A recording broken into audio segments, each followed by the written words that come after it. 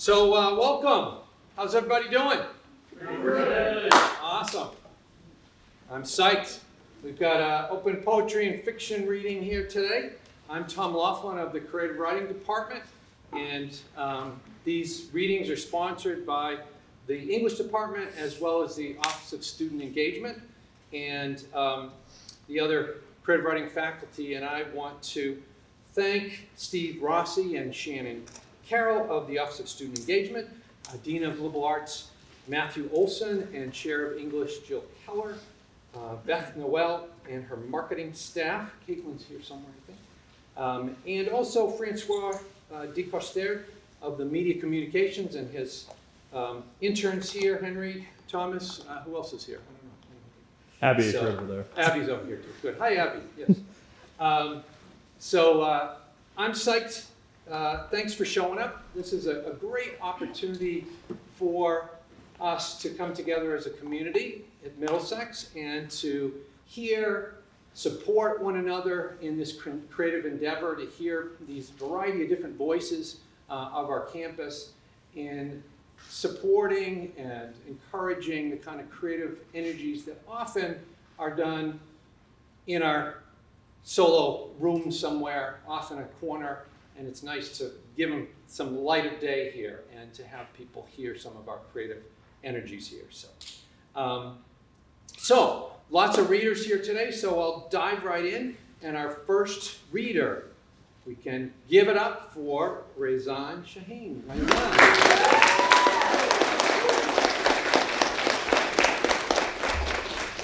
Hello guys, I'm Rezan. I write poetry for, a living, I guess. Today I'm going to be reading the poem, Life is Like a... All right. In illusion, she lived inside boxes, filled with dim light, with locks and boards decorated with more keys and chains than the eyes could count. She wears herself like a dress, feying the feeling of freedom. And confused, she dances from path to path, swaying on the earth she belongs to. There are no people, no animals near her. Her actions are hers as she looks around, discovering that here, she can be herself. Digging her toes into the dirt, she starts laughing hysterically. Her eyes are bright and clear as the content in her smile. All her worries begin to disappear as she creates the music to her own life and dances to the tunes. Thank you.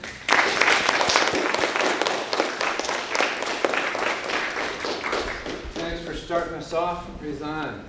It is International Poetry Month, April, so lots of poetry here, but we also have fiction sprinkled in and some creative nonfiction too. Our next reader is Colby Scaplan. Let's hear it.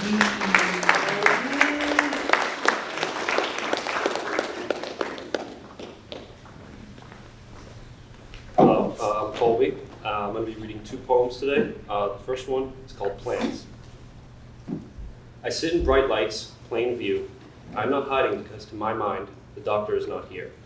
But oh, how stupid I must be to forget all the surgeries he performed before. Or maybe it's my fault. Maybe I forgot by my own order. After all, how can I live freely with constant fear of his arrival? There is no warning, no form to sign, no money to pay, but a cost is required much harsher than any paper. His procedure begins when he cuts open my chest, extracts the very essence. He injects me with the needle, leaving my limbs numb, and my mind a desert. Yet it only makes it heavier to hold. The thoughts the doctor implanted are keeping my mind afloat, above the pool of acid, thoughts with a misguided sense of importance.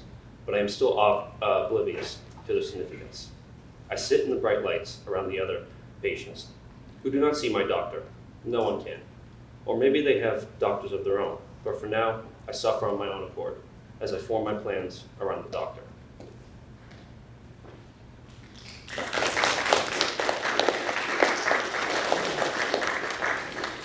The second poem is called The Storm. Oh, how the rain crashes, how the thunder yells. A blanket covers the sky. Blue light splatters, clouds lit up. At first, unwelcome, noises unpleasant, but darkness arrives. It brings peace, a calming constant, a quiet alarm, a soft reminder. Nature is still here.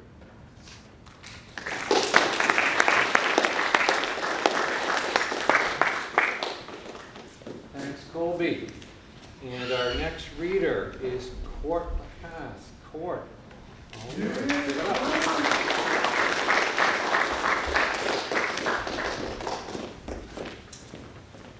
I'm going to be reading two of my poems. First one is Belief. Oh, is that not? I don't know, just want to make sure people hear it. We're good. First one is Belief. As you gaze upon silver spires, question your worth with a feather.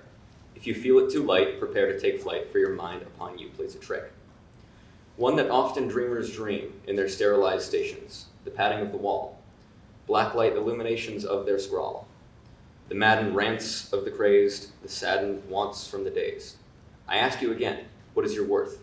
What tunes you have to play? What cracks are opened in the in-between, the cracks within your brain? My focus on the malcontented, not purely an act of theater. My thoughts aim to those resented, by them not shown any sweeter. Second poem.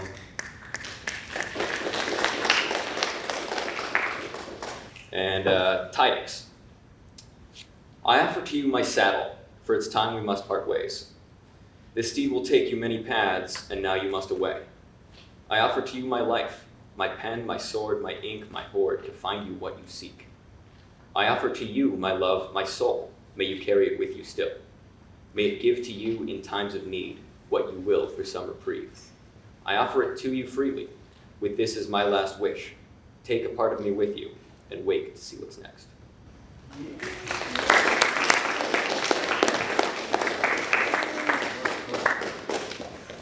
Thanks, Court. And our next reader, more poetry from Tariq Brathwaite. Tariq.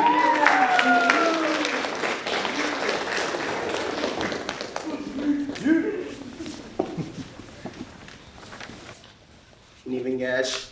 My name is Tariq Brathwaite from Creative Writing, and today I'm going to be giving you guys an ode to my notebook. Hope you enjoy. Everyday notebook, just laying on my desk, waiting to be opened for another great story, to be the storage, my old friend. The emotions turn into inspiration. Everything that I see or experience are all ingredients to make you full. I walk to my office, seeing you flat on my desk, the sun rays down upon you, taking my seat, selecting a pen to write my new story. As I press the cover, feeling the plastic to be lifted, soon to see your beauty that you hold, old memories begin to flow back as if I was looking at an image. Turning each page slowly but steadily, remembering the origin of each page. I'm absorbing the past and moving on. Like always such a great page turner, my old friend. You keep me knowing who I am. For me to ever lose my memory, just reveal yourself to me. Then all memories will come flowing back, once again being trapped in my mind's eye. God forbid a fire, because that's the one thing that separates us. For me to break my imagination to save my family comes immediately. The thing you taught me was to be the cover of my family. They're the pages in my story. God forbid, my friend, because there are all still more things to feed you. You're always a part of me, my dear old friend. Thank you.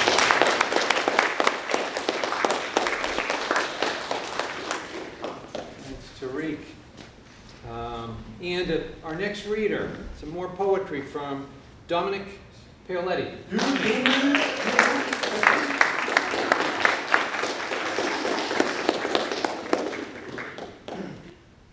Hi, everybody. So this first poem is from my past. It's called Avoid the Mirror. The mask suppresses the monster. I pass through each day a stranger in my own skin. I see you, I smile, and all the while I can't but defile truth.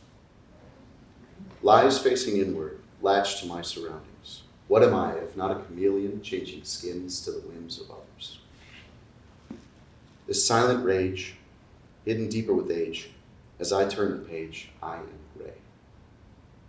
I've robbed myself of agency, of muse.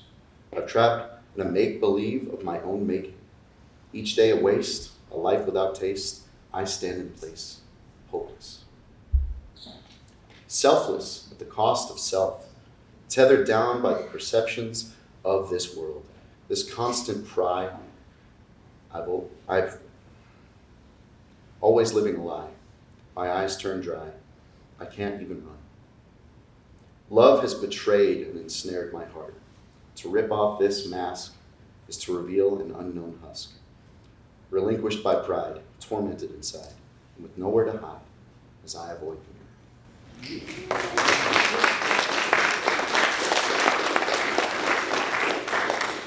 And this last one, some of you in the poetry class this morning got a sneak peek. It's called Dog and Pony.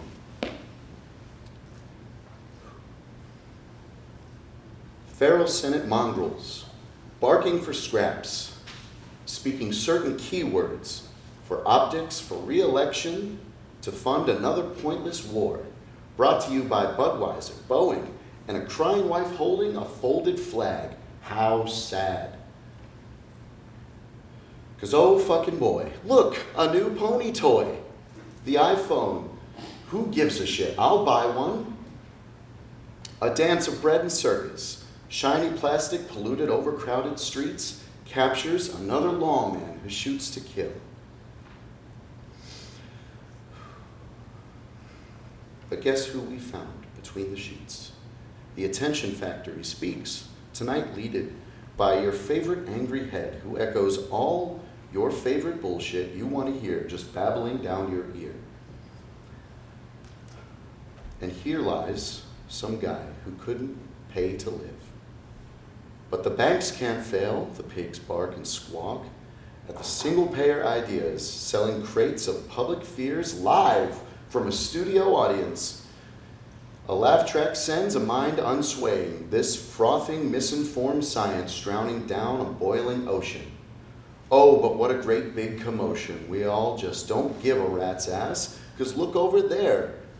A celebrity giving someone some sass. And you talk about class like it matters. Like this deranged show will ever change. The greedy goblins who divide and always win because the status quo is all a consumer like me will ever know in this dog and pony show. And another show and another showing of heroes fighting villains in your local theater, shooting dozens dead. Just go to bed, get your rest, because work needs you there early in the morning to clean out the grease traps again and again until the bitter fucking end.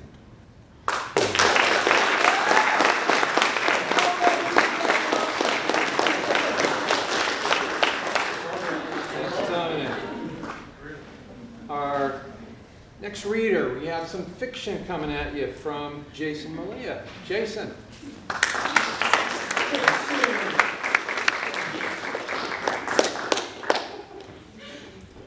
So my name is Jason, and I'll be reading opening to my short story called The Malpractice.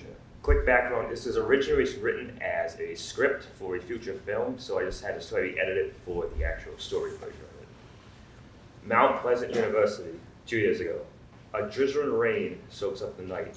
Police sirens gradually deafen the moist night sky as a swarm of police cruisers and SWAT trucks cruise down an empty road.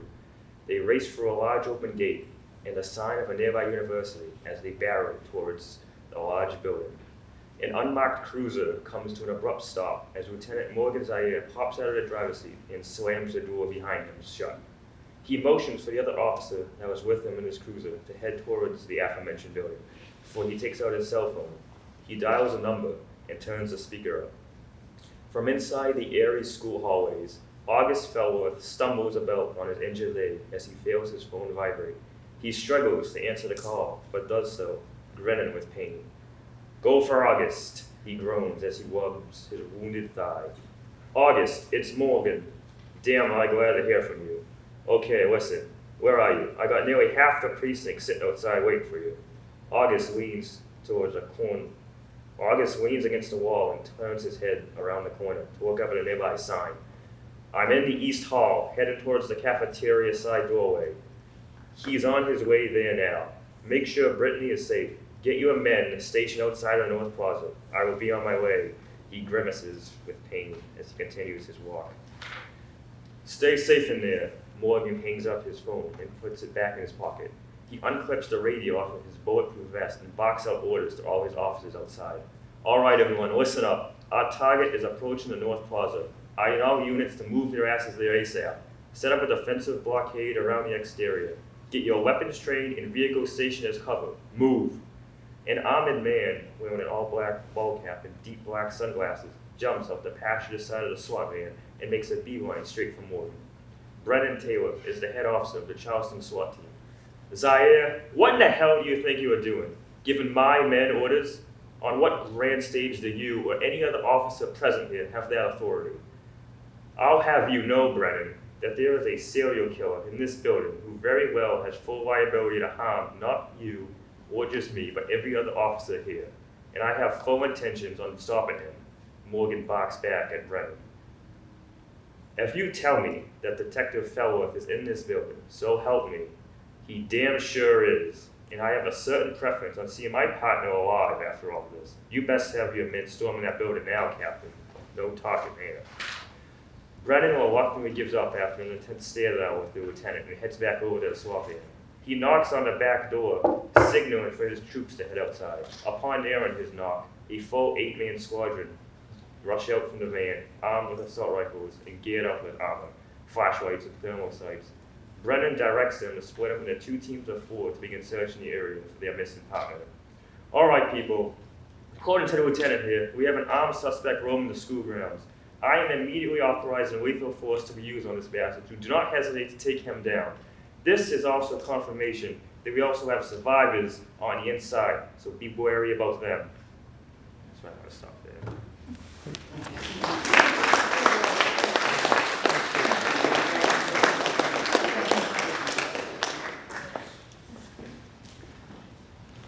Thanks, Jason. Our next reader, back to some poetry, is Mackenzie Taylor.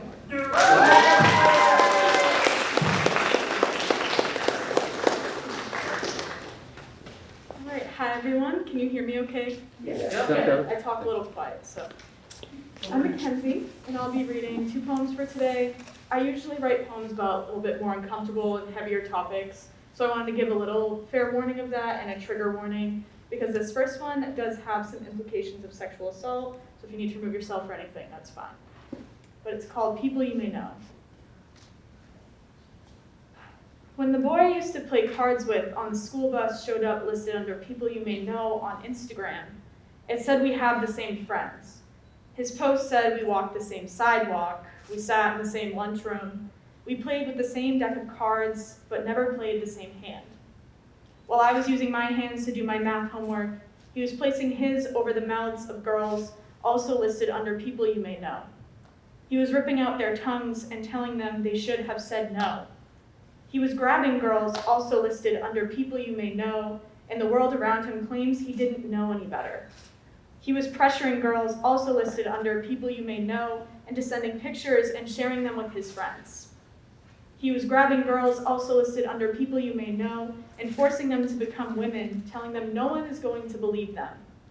He was holding down girls also listed under People You May Know who were too drunk to say no and too drunk to know if they even said no. There are girls I don't know listed under People You May Know that I hope never have to know him. There are more people I don't know listed under People You May Know that I hope know how to take no. I miss playing cards with him when he had rosy cheeks out of youth and not masculine rage. I miss the boy I used to know and mourn the chance of knowing him as a man who never had to become one of the too many people you may know.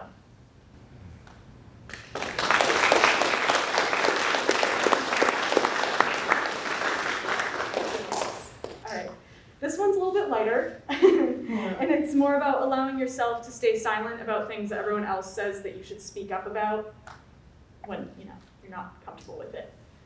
It's called When Silence Loves Me. When you have bite marks from the devil along your spine and still have picture frames from your time spent in hell, people are greedy for your resurrection story. Sometimes I don't want to talk about it. Sometimes I don't want to walk through the details or write about it. Sometimes I don't want people to gawk about it. I don't want to tell my best friend about it. I don't want to tell my lover about it. I don't want to tell my paper about it. I don't want to make noise about it. I don't want to make a choice about if I can forgive it or myself. I don't want to hear how strong I am. I want it to be fucking quiet. I want to sit with silence and let her hold me. Let her remind me she will stay if I need her to. Let her reassure that I can just breathe and that is enough. Let her tell me that no payment is due for surviving something they believe needs to be spoken about. Let her forgive me for believing she was weak, for believing I was selfish to long for her. Let her remind me that I don't have to be the martyr for someone else's trauma, that just because I lived it does not mean I have to again. Let her tell me she loves me too. Let her hold me as if she is saying, I forgive you too. As if she is saying, I believe you. As if she is saying, you don't have to tell me anything unless you want to.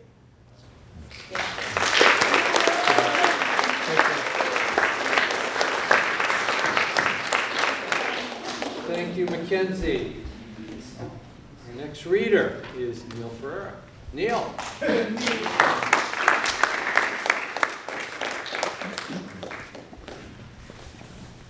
Hello?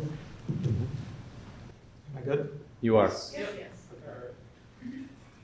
Hi guys, my name is Neil, and I have two different poems to read for you today. And the other one, or the first poem that I'm going to read to you is called Nyctophobia, which is known as the fear of being alone. I originally wrote the poem called Arachnophobia because I was inspired by the chorus of the Slipknot song Spiders. So, and I wrote the poem thinking with intrusive thoughts in mind and also a chorus. The dreamer sleeps, the ceiling creaks, disturbing thoughts arise from his keeps. How can such a thought enter his mind? Isn't he kind? He is confined, in prison so malign. In his mind another layer is rind. A gaunt room, a rage in bloom, they assume that he is without boon. There is him with thoughts so grim, there is him a rage in bloom. In his mind another layer is rind, demons come in, side by side. A flood of rage breaks his cage, the blood of another is so strange. There is no way to change a brain so deranged. In his mind another layer is rind, demons come in, side by side. Here they decide to reside. He seems so weak, even as I speak. He is a freak, yet so sleek. Is he unique to my technique, the first to escape the bleak? In his mind, another layer is rind. Demons come in, side by side. Here they decide to reside, but who will commit the deicide?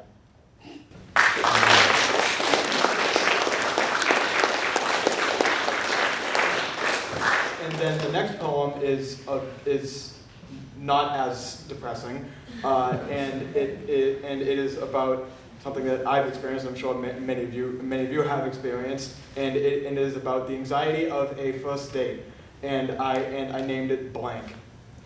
Getting ready for this, an anchor in my stomach. Oh God, does she do this? Oh Eros, be my guide. May I act by your decree. By that guide, let me see. Confident shaken. Where shall we go? What shall we do? Shut up. You can do it. Really though, what is the plan? I think too much. Phone rings. Who is it? She's on. Away. Here. Oh, Eros, watch over me. May I act by your decree. By that guide, let me see. Please don't let me screw this up. Does she even know that I'm a pagan? Whatever. Chomp on a mint. Brush my hair. The car's rolled up. Open the door for her. Welcome her inside. What do I do now? Fuck.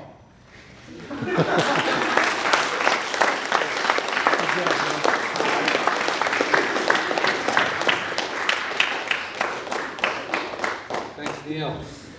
Our next reader is Robert Castagna. Robert.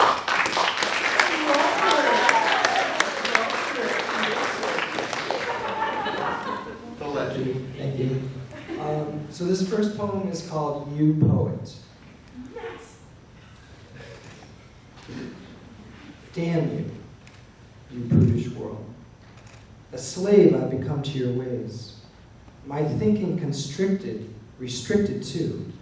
Forgotten what I mean, what I deem the love I dream. Only on the internet screen or a sidewalk cafe cut to fade. This ain't no Paris Greenwich Village. This ain't no mythology. This is the real shit. This is the Vietnam, the Afghan bomb, the draft dodge, the sulking retreat, spin the defeat as we watch the boring day, wondering what way I fucking belong to today. Why do we think so internal, these kids, these nocturnal dreams of self-centered screams? These infernal bastards of disaster, these stockbroker hackers, thinking they're faster, working Americans' dream caught between your words and mine? This freedom that they're after, they drop a dime for, put their name toward, hang their hats on, who do they work for? Manipulate strings for? That's you, you poets. That's you, you writer. That's you, you painter. That's you, you fool. You.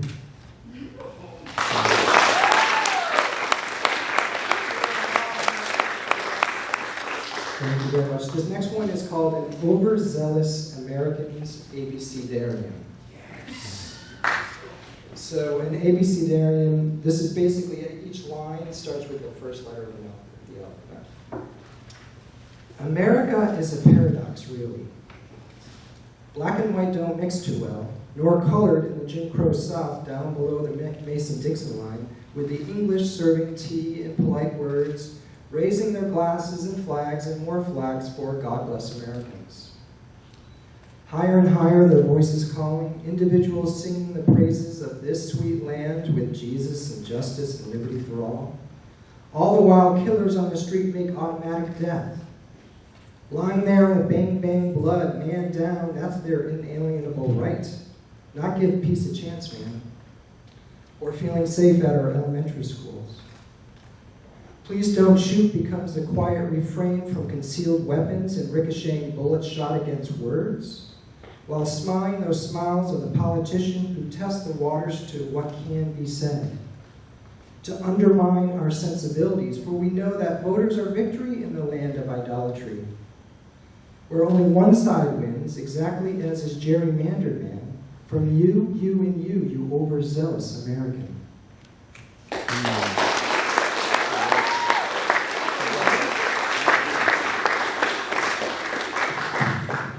Thank you, Robert. And our next reader is Senator Elise Melendez. Senator Elise.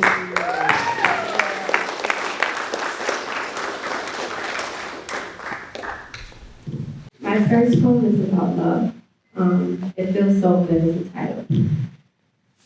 What is the only poem that's only poem to read? You're so smooth. Lying next to you feels like a warm day in the winter. Unusually calm. I know how fortunate I am to have this type of love you and I share. People fiend for it. Your dark brown eyes, your ruffled beard. It's all perfectly portioned. The white, beautiful smile of yours.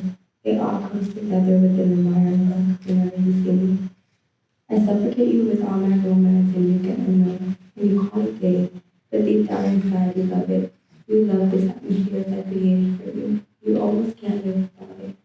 So you choose to accept all my flaws, because if you leave me, the sensitive part of future starts with it. Thank you.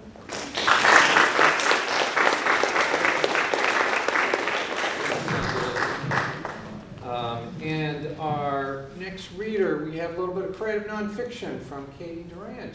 Katie.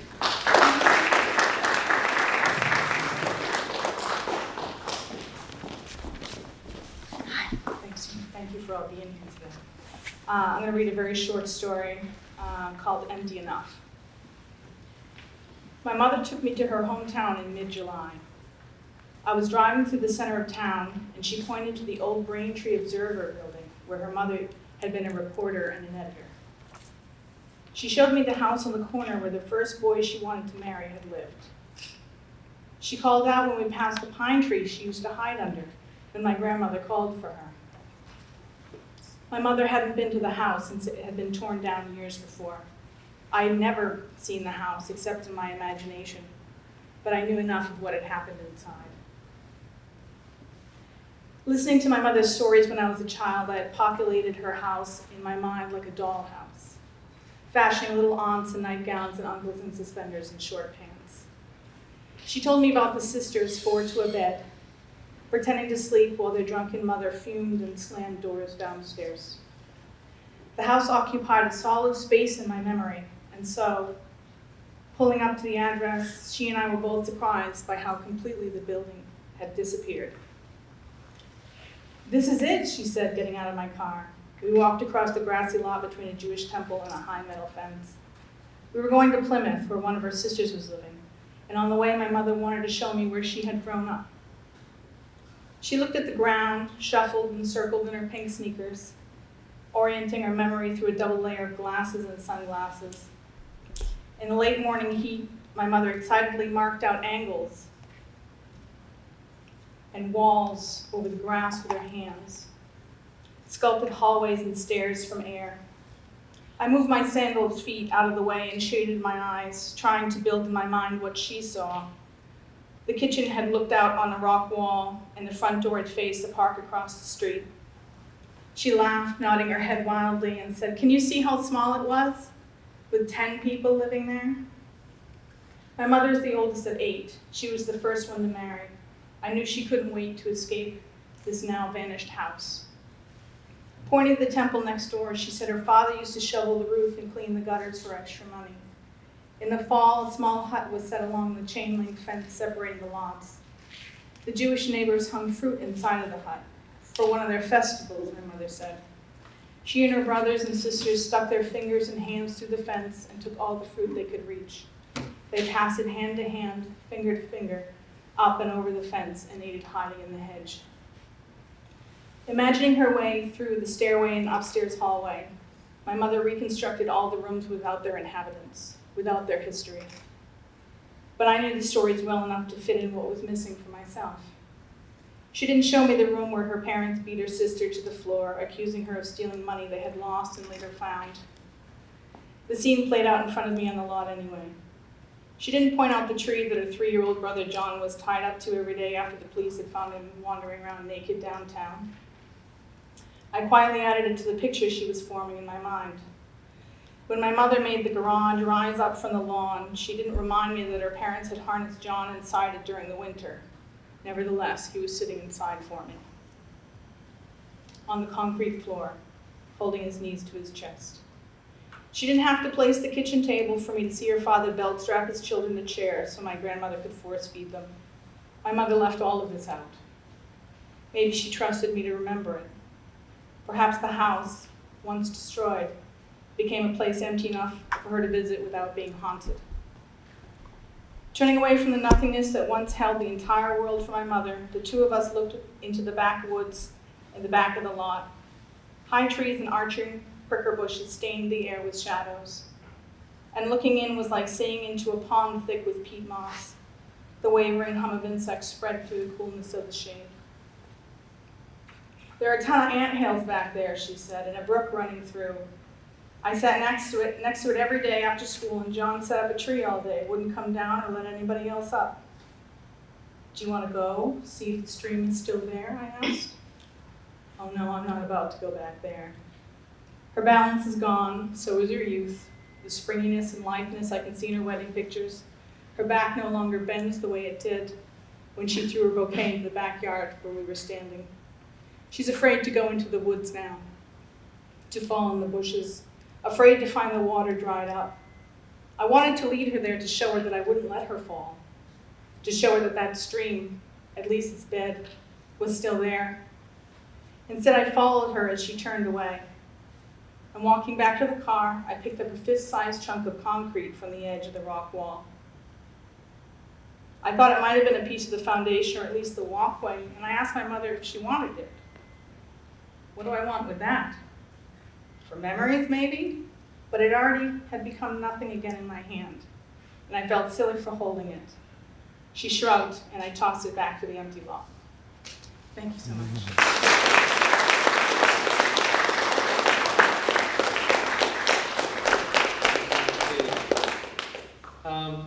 Professor Tovar has assigned her students to write haiku in response to this spring and our pandemic releasing of masks, at least making them optional, I guess, and things that inspired them. So we have a few students with haikus coming up for us. Let's start maybe with Thomas Meehan. Thomas. Well, they're coming up as a group. Yeah, sure, whatever you want to do. You guys can introduce yourselves if you want to do it that way. Five-part harmony. Hi everyone, thank you for having us. My name is Liam Reedy, and my haiku is about spring. Sweet sounds of green warmth, my hopefulness returning, beauty every day.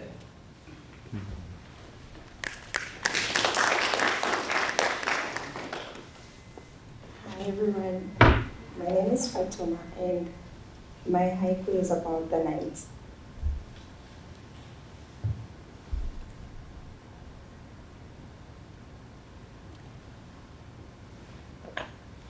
The moon shines brightly, stars scattered across the dusk, peace and silence reign.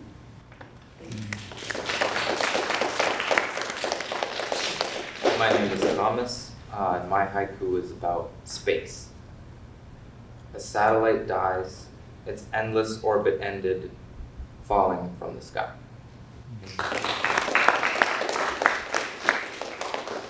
Hello everybody, I have two haikus. The first one is about art. When none witness, a flower's beauty matches the sunsets or corpses. The second one's about the pandemic. COVID's a drag, man. Freedom is reduced, like my lung capacity.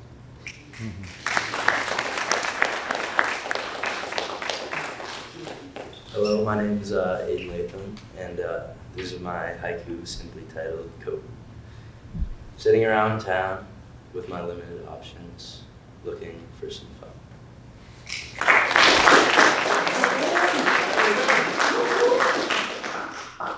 Hello, my name's Aaron. Gotta pull it up. Sorry if I mispronounced a word. I had to find one that fit into the syllables. So it is noctilucent. No, wait. Sorry about that. Noctilucent dark, a little star glittering despite the clouds. It's titled Night. Good work. Thank you, haiku people. Thank you. Good work.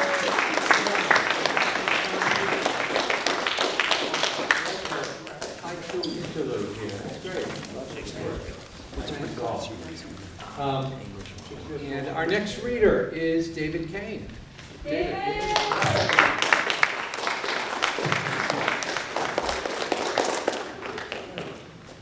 You might have to put that up a little. There you go. Hello, everybody. I'm David Kane, and last time I was here, I wrote a little narrative poem called The Heist Men. A lot of people liked it, so I decided to write a sequel. Alrighty, called The Heist Men, The Hide, and Sequel. The heistman returns, dressed to the nines. You may have heard he enjoys wasting time, but when the sun sets, he leaps through the night like a silhouette in a graceful flight. The stars are grinning, who knows what for. Wait, it's beginning, a delightful encore. Security's been doubled, there's no way inside. No time for trouble, he won't be denied. He could use the stairs, it'd be hard to ignore. But no one expects or cares to use the front door. Preparing a bone, the guard dogs were inclined to leave him alone, with a prize quite refined. Making it to the vault, done without harm. With an unexpected jolt, he sounds the alarm. With a single quote and the crime he staged, he left a note.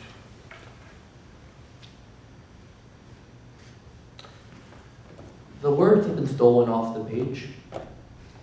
Thank you.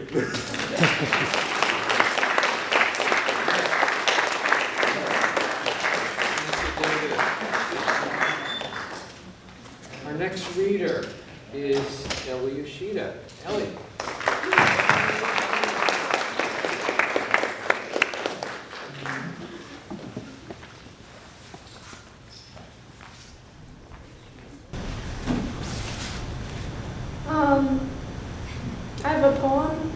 part of indigo deer too? I'm the mouth of the tide, no teeth nonetheless. I will erode away all sharpness you possess. You'd like to speak in words, so let me take a breath of solar breeze and bow my head, so that you may understand. The stars are moving bodies, like you and I, and like you they are disfiguring. The constellations you know and love will soon emulsify. To see inside is what you want, and depth is what I give. I will sew you into the rhythm of the tide, something that will outlive even your soul. May you twist with souls from turquoise realms, may your bones be left as broken shells. I invite you to step onto my cool sand and look up to find the strangeness in the sky, so that you may understand. I come from a furnace, a faraway furnace, and I see a furnace within this earth, so bright my eyes are closed, yet it dulls my precious sight. To metamorphosize is what you want, and compression is what I give. I will force you into the rock cycle, something that will outlive even your soul.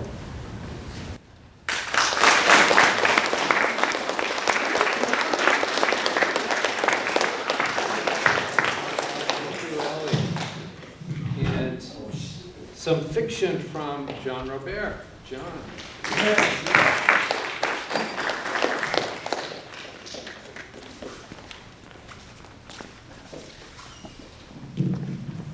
Hi everyone, I'm John Robert. I hate to settle my voice. So Sound amazing, John.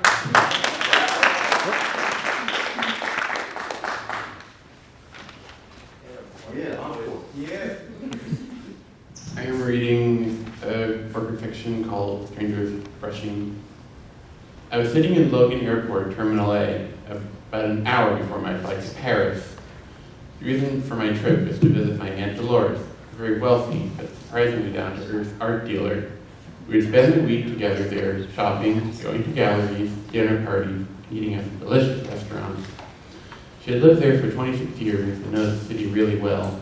She comes back every Christmas to visit us and bring us souvenirs. This time, though, it was my turn to make it across the Atlantic and see the City of Lights for myself for the first time.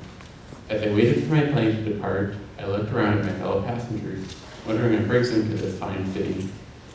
Across from me is a lovey-dovey couple, somewhat annoying kind that peppers on the PDAs and appears to be completely oblivious to what everyone thinks of them.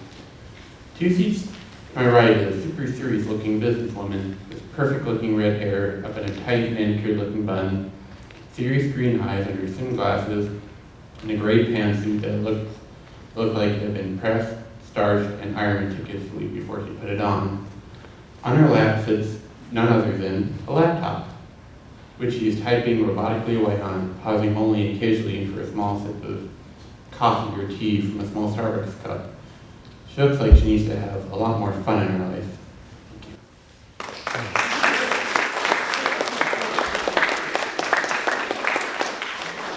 Thank you, John. And our next reader is Mia Brown. Mia.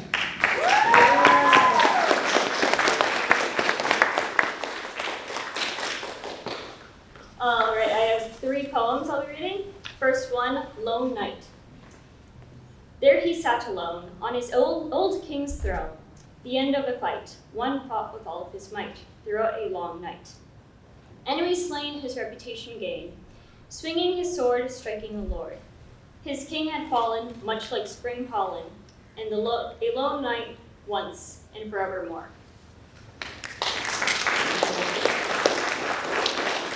One, a grove in the woods. There was a clearing amongst the trees. It was quiet and secluded. The breeze blew through. It carried the smell of flowers and the song of birds. One sits and creates crowns and garlands made from delicate flora. Another approaches from thick foliage, silent footsteps. They stand in silence, soft footsteps the only sign of the other. They look to each other, one human, the other not.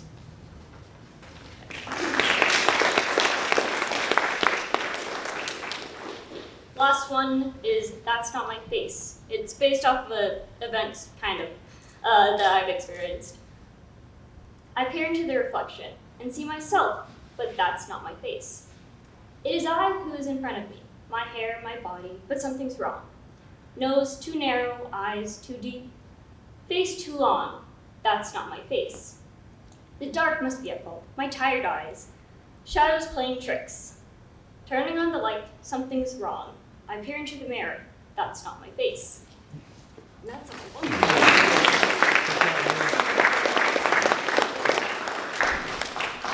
Yeah. Is Thomas Harmon here? Yes, you are here. Oh, great. Next reader is Thomas Harmon.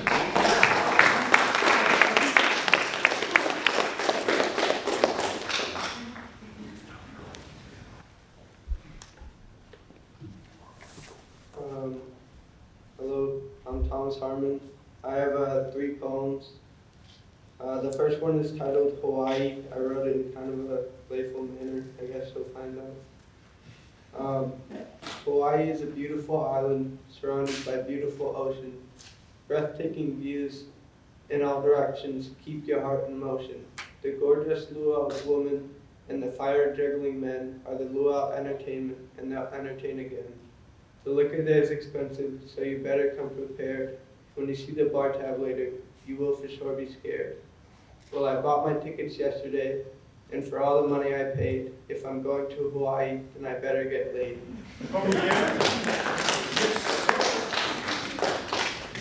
My next poem is titled Old Lover. It's short and sweet, I guess, but it's pretty meaningful. I hope that you still fiend for me the way we fiend for nicotine when we were only in our teens and young and still in love.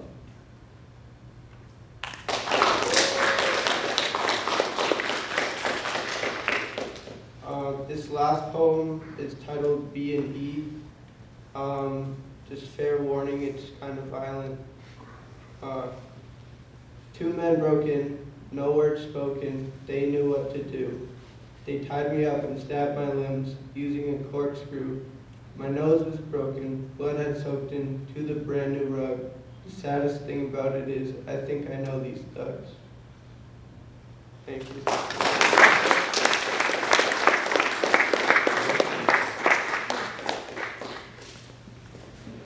Thanks, Thomas. Our next reader is Deborah Whipple. Deborah.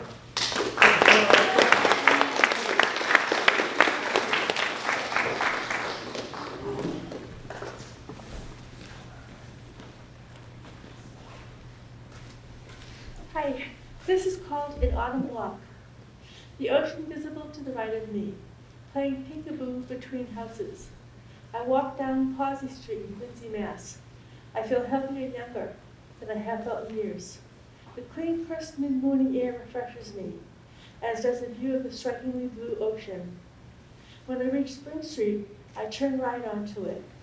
I stay a moment to enjoy and appreciate the view. I am at a bridge and the ocean flows by. The ocean looks very calm today, a brilliant blue with colored boats sprinkled here and there. I walk easily up a small hill, still with the ocean to my right. Flowers are in bloom in everyone's yard and garden. The rich colors are abundant and varied at this time of year. The trees here are more in color. Vibrant reds, brilliant yellows, and gorgeous orange. The colors of an artist's autumn palette. As I walk, I look at the Halloween decorations on the houses. They are as diverse and expressive as the flowers and trees. I reach my destination and walk around the back of the house. I see the darkened ocean simply and clearly. Memories flood me immediately as I look about. Did we really fit many people here for a clam bake? It is autumn in New England. As the ocean rolls outward, it's getting to be low tide. I see the birds fly and land on the beach, playing touch and go. The air is smooth as glass, no clouds, all clear. Thank you.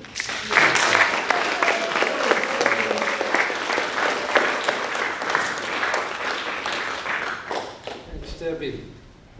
Our next reader is Hansel Zasik. Hansel.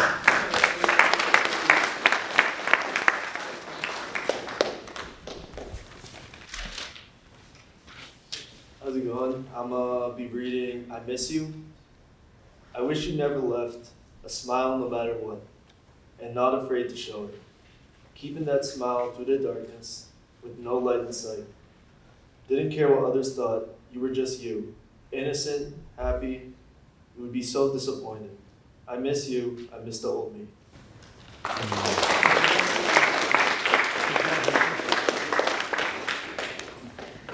Thanks, Hansel. We're gonna hear some fiction now from Benjamin Hansen.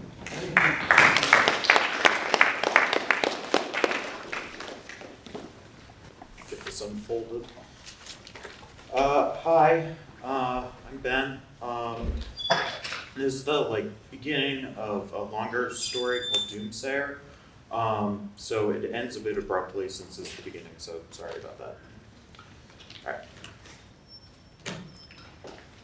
The sun sets slow as hell when you're patient. It hangs there till 9 these days, so you really have to be.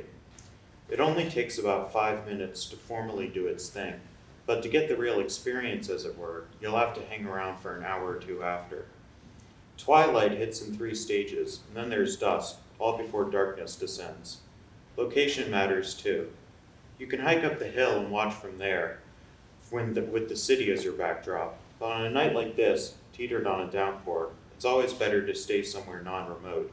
Sit high up in the oblong bleachers, and assuming you don't lean back too much, no fencing available since last August, your view will be far more than adequate. The boredom really can't be helped though. When it occurs that it's on the decline, your interest will peak. The sun seems so like a day's facet that to recognize it's on the recognize its constant movement is almost jarring in itself. By dusk, however, that initial inertia will have worn. You can only hope to find those last bits of twilight visibility thrilling in their own way. There's a vague sense that those few moments are the most romantic of any given day, positioned as they are on the far side of innocence. Even when you're all alone, the stirring tinge of connection is nothing if not tangible. Once the day's a goner, you'll be left looking around. The field lights begin to glimmer. Stanley halfway thinks that they might have something to do with all this helio shit, but he can't figure out what. There's a rotating microsensor on the top of each of the lights. These things stare up at the sky till they see only constellations, and then they send the signal to shine. Stanley always wonders, absently but still, why they don't just hire a guy to look out and push a button. The way the beams subtly intersect on the field is awfully cool looking. It's difficult to deny. Of course, when the sun's still up and out, the lights come off looking rather impotent. But now in the dark, and with the moon anew, their purpose is clear-cut and unassailable. Really, their utility is their defining aesthetic. Stanley almost turns and asks Peter Rory what he makes of the lights, maybe as some sort of faux dialectic or something, but decides that the question alone could get him committed. A good time to move the mind along. Lily makes a noise above. Would you let up a bit? You're leaning so far back your head's practically in my lap. The sourceless, as Fres fixes his posture. This good for you? Pause of 5 seconds, and then a resigned, thanks. Lily's the type of girl to walk backwards when you talk to her and drink fizzy things and rock pink in your mind's eye. Lily's the type of girl you could call a type and it wouldn't amount to such a gross misrepresentation. Stanley likes her, especially when she's sitting a couple feet away and Fres can handle all the talking for himself. Stanley's pretty sure that Lily likes everybody here and no one at all. All right, thanks.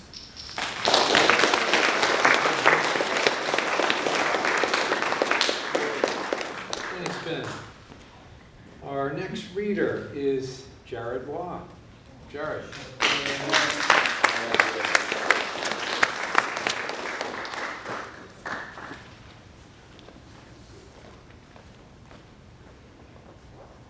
Hello. That works. Too close. So I'm going to be reading a poem that was written at least 3 years ago, pre-pandemic times. Feels a lot longer, and the only thing that changes in editing is some punctuation. What do you know? It is the nighttime, the hour unknown, and I am cold, tossing and turning relentlessly. Sorry. There we go. Tossing and turning relentlessly, eventually curling into a ball and in the most fetal position, attempting to keep out the cold, hoping that the warm memories associated with such a position will accomplish the task. It does not. Tossing and turning relentlessly, trying to drive back both memories and fears of what has happened and the imagining of, and fears of what could happen. Things completely out of my control, yet at the same time, my sole responsibility. Tossing and turning relentlessly, trying to ignore the accusatory voices of people I have ever met. They take twisted shapes and prominence in my mind. Tossing and turning relentlessly until I see you. Not the entirety of you, only the back of your head, a dark blue outline covered with your wild, unkempt hair, the rest of you covered in the sheets of the bed we share. So I lay there, trying to bring forth the memories of laughing, of crying, of being with you, as well as the fear of your absence from any one of those memories, because they go hand in hand. Then I hear you, not your voice, not a sleep-ridden mumble, but your steady breath, in and out. The most natural, unrepressed sound you could make, the most relieving sound I could hear. Then I think you, too, must have had nights like this. The nighttime, the hour unknown, tossing and turning relentlessly. That you, too, have had your fears, your guilt, your recollections, and the feeling of being cold. That perhaps if I dare think so highly of myself, you have taken comfort in the thought of me in these times. My presence, my steady breath, your memories of you and I realize that I am not alone in feeling alone. I never have been. You regret and fear just as I do, and I love you all the more for it. I could remain cold if you were there to warm me. I could stand against a relentless sea of voices forever if yours stood out against the rest. I could look back on forever if you were there in my recollection. I could toss and turn forever if I wound up facing you. I could lay in darkness forever if I could also lay facing you.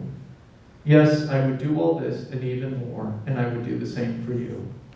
Thank you.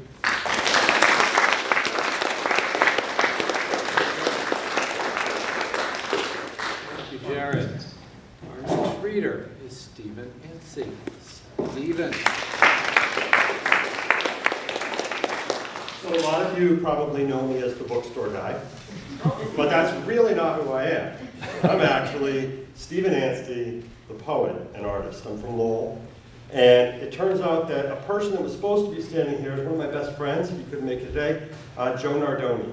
Professor Joe Nardoni is a great guy. He and I, mostly me, but he shows up and helps me a lot, run the Lowell Writers Group, and you are all welcome to attend. It's once a month on the third Saturday. We do it, and we just get together and we go over each other's writing. So that's kind of a fun thing. You're all welcome anytime for that. I also am starting up my writer's series again.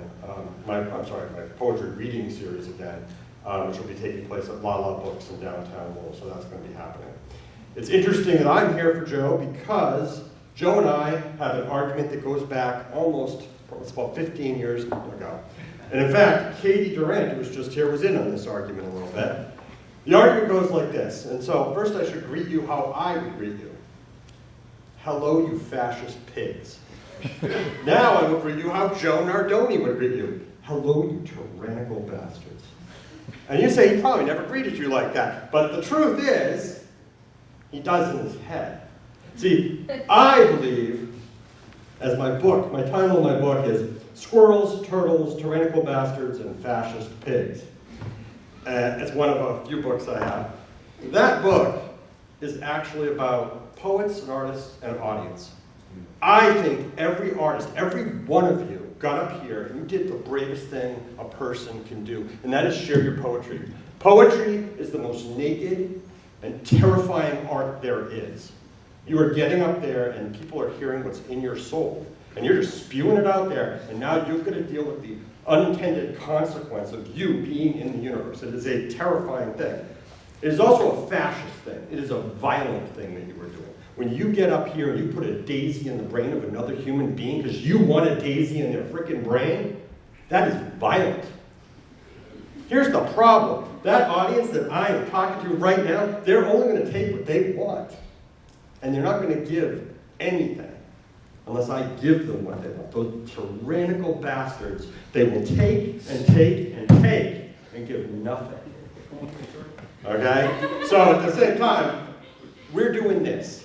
And so the question that always comes up between Joe and I is who's more important, the fascist pig writing the poem or the audience receiving the poem? Because the poem means only what the poet says it means and only exactly what the audience hears and interprets it to mean. So who wins? I don't know. But I know that every April, on April 1st, I take my family out for the most important tradition of our family. That is the traditional April Fool's ice cream dinner. We have ice cream for dinner, and then we have burgers or dogs or whatever afterwards, and we do that. And then I start my project. Every April, I write 300 poems, 10 poems a day, every year for the last 4 or 5 years. They're not all good, but I do all right. I get a book out of it every year. Recently, I sent an email to Professor Laughlin, and I couldn't decide, so I'm going to do 2 things. I'm going to do my poem and then a little advice. So my poem, I've got at least 100 poems with this title. I've written more than 20,000 poems. I guarantee you I have more than 100 with this title. The title is Freedom. Freedom. I sat on a beach and watched a young blonde girl and her brother running with a kite trailing behind, slowly rising up and up and up until the wind held it tightly to the sky and they stopped and watched with a laugh. He tied the string to a belt loop and she ran into the waves, screaming at the nearly non-existent chill of the water. I watched the kite, caressed by the breeze, way up over his head, but still not so far away as the sun. When she got out of the water, they waited for a bit, then ran up as the wind picked it up. He didn't notice how the knot had loosened until the string let go and the kite dashed away and then away. Nothing flies forever, her blonde hair reaching off from the sea in the direction of the kite. His face twisted in irritation, the kite growing smaller and smaller, tugged as it was toward memory. His complaints growing quieter and quieter until both the kite and her blonde hair and his words had flown away. And this is the email I sent to Professor Laughlin. Someone recently was asking me for a few tips on editing poetry. And I'm going to shorten it a little bit, but I gave these 10 answers. So this is when somebody asks a tip on poetry, here's my 10 things for you students of poetry. Number 1, don't edit your poetry for publication. That's not who you're writing for. You're trying to write the best poem you can, edit it that way. Edit it to make it the most strong and powerful poem it can be. Question everything. Every assumption, everything in your poem, question it. Ask, what would the audience ask me? You don't have to answer those questions, but you have to know why your poem says what it says and what you mean. That's important. So question everything. Boy, I'm skipping a lot here. Okay. Grammar and spelling do count, even in poetry. You can break every rule of grammar, but you better have a reason, because there's a reason for grammar. Grammar is a traffic cop. It is what tells what the words mean. Have your grammar down. If you're going to break the rules of grammar in your poem, go for it. But you better know why. Okay? 4, read it out loud. I don't even just leave it there. Read it out loud. Look for signposts. When you're writing a poem, you need to leave signposts so your reader, your audience, can find its way through the poem. Okay? You need to do that. Title your damn work. Now you do what you want. Okay?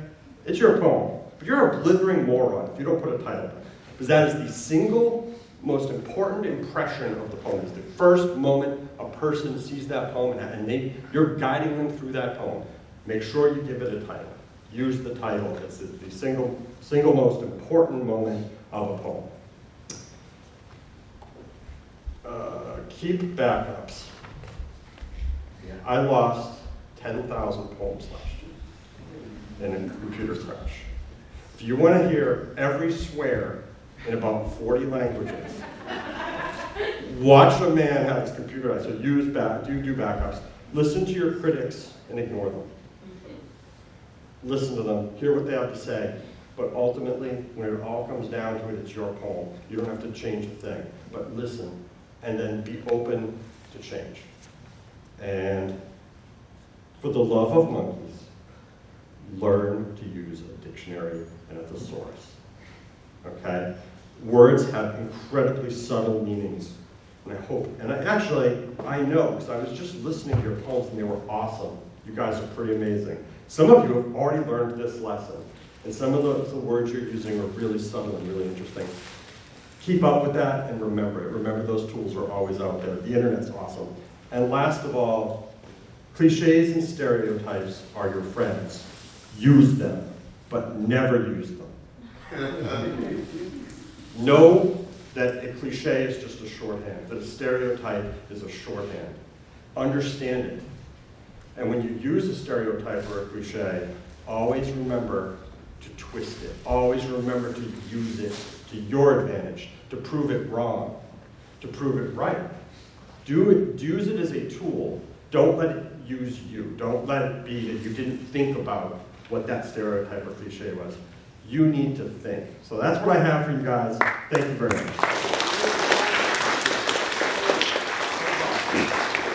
Okay, a couple more poems. Is Anna Fenn in the house? Yes, you are here. Great. Anna Fenn.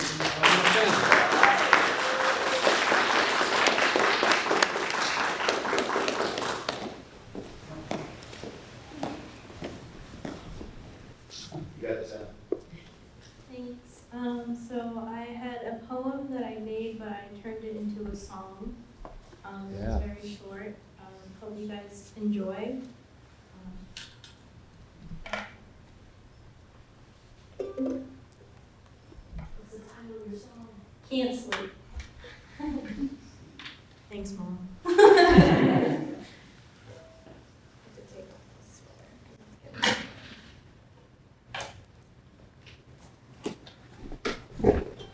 The past hasn't left. Future's just up ahead as you think about them. I lay in my bed. Regretting things I cannot change. Afraid the future holds the same. But regret is just a thought. If I sleep, will it stop?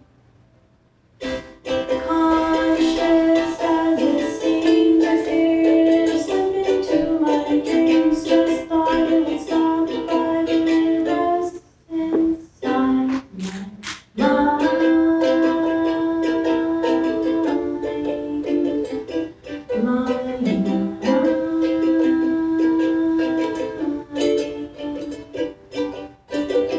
I stay awake, writing poems into songs, drooping eyes, I'm sleep deprived. It's 5:45 daytime. I see the sun rise.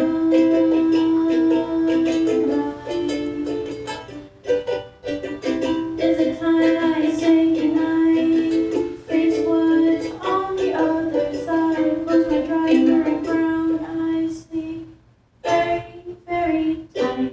My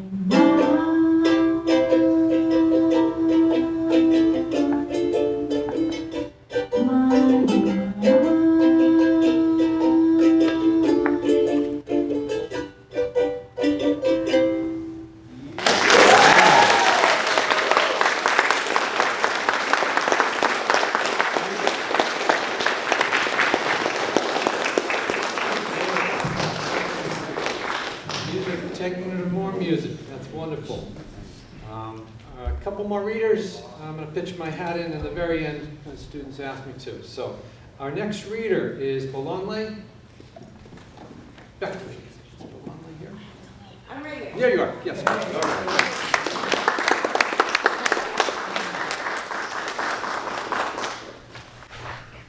My name is Blonde Elizabeth. I'm still very new to this, so please bear with me.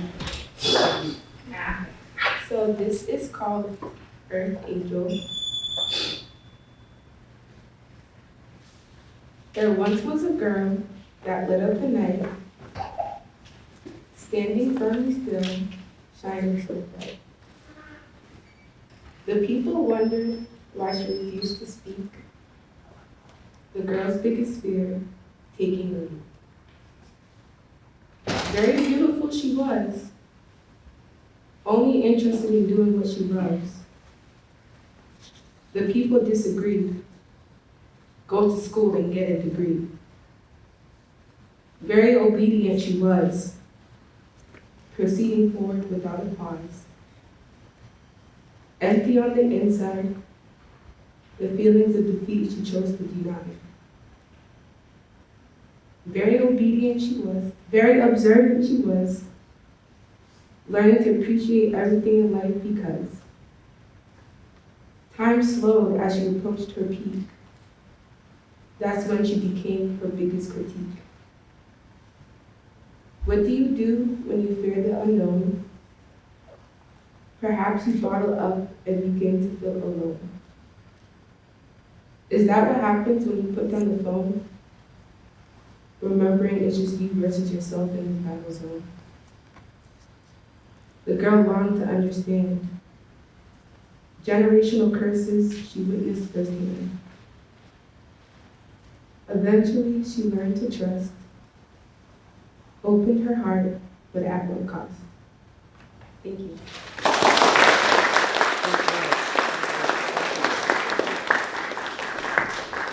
Thank you, Lonley. And I'll finish off, as I promised, some of my students I'd pitch in. I always like to have many voices contribute and echo in different ways. In the last year or so, been called back to memories of having taught in prisons, and Thomas Kuntz has been in the news, and thank God, finally, his sentence was commuted by the governor, and waiting for the parole board to finally release him. But he was a student of mine, and it got me writing and thinking about my times teaching in prison. This poem is a new one called Going to Prison Tuesday Nights. Released from my office on a tree-lined college campus, I cruised the colors of the city and further west down narrowing roads. In a thick band of woods, South Walpole's Winter Street forgets its name, passing over the Stock River to become Clark Street in Norfolk, where the trees drop away for barren fields like an empty moat before high stone walls topped with a razor wire. Inside, sealed behind 6 coats of light neutral, the cement block walls have stopped dreaming of sunlight, the twin fluorescent bands overhead, their only friend. The speckled gray linoleum floor won't talk, even when scuffed by the desk chairs brought in to impersonate a classroom, or when I arrive during 6 p.m. movement. But with the door closed and COs nowhere in sight, voices echo so eagerly that I strain to hear the student beside me.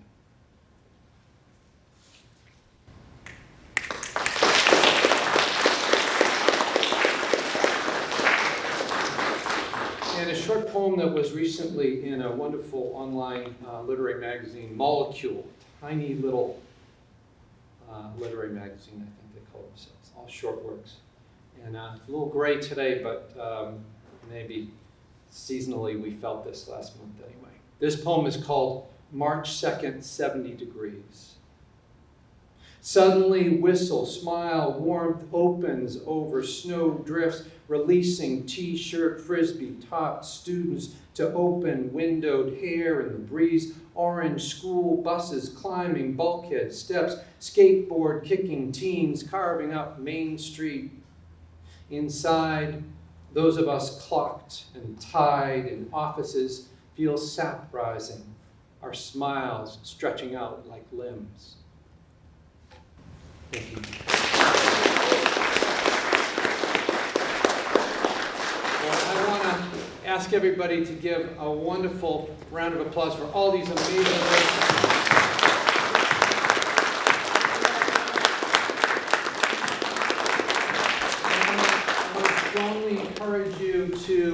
submit work to our literary journal, online literary journal here at Middlesex Dead River Review. We have a couple editors in the office, in the room. If you can, buy them some snacks, maybe they'll help.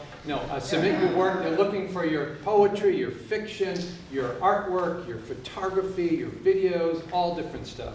And the deadline is April 14th. So there's flyers over there with info and links to it.